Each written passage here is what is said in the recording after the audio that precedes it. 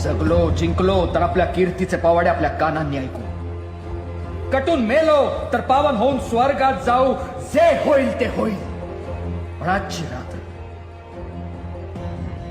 गड्यांनो, आजची रात्र आपल्या तलवारीची अशी शर्थ करा की या रात्रीपासून ते कल्पांतापर्यंत आपले मराठी मातीत मिसळलेले श्वास आपल्या शत्रूला हे ठणकावून सांगत राहिले पाहिजेत.